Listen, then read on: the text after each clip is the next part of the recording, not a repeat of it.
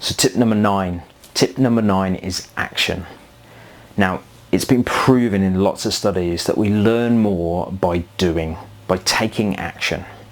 So this tip is all about how do you get people to actually take action, to actually do something physically themselves when you're carrying out a toolbox talk.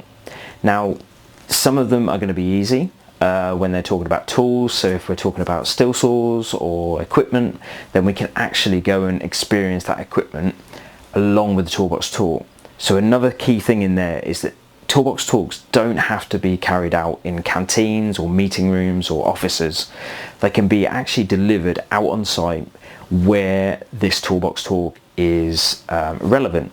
So let's go back to Great Crested Newts. Why not actually go to the actual place where the Great Crested Newts are, so that they get so the people that are there actually get a really clear idea of like, right, okay, we might talk about this pond that's on site in an area, but let's actually go to the place.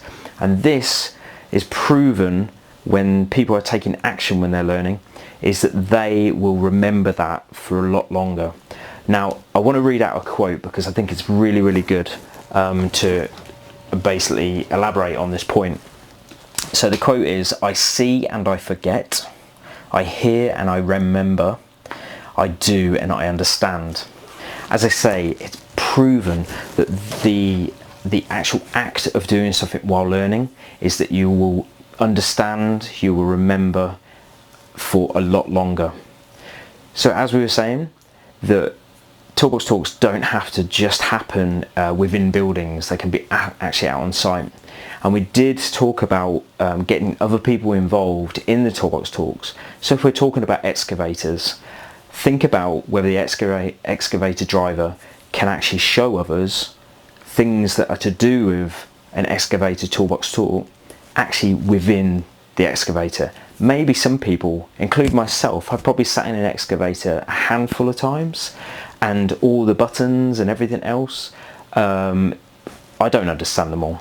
But if an excavator driver was willing to actually show people, then I think it would be an amazing thing, because you don't need to know all the buttons and everything, because you're probably not going to be driving unless you are an excavator driver.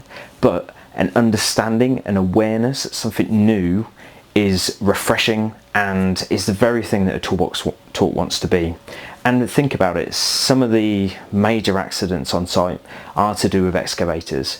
So that little bit more understanding, using the actual equipment and sitting in the excavator. We talk about blind spots all the time with excavators.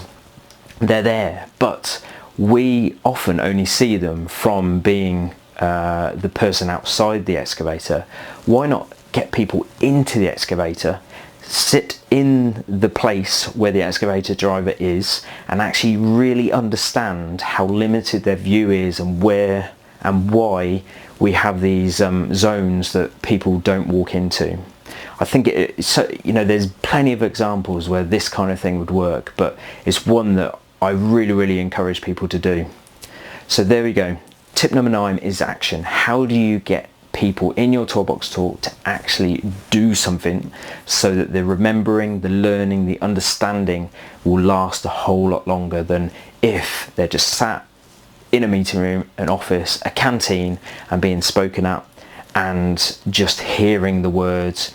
But action is key. Tip number 9, action.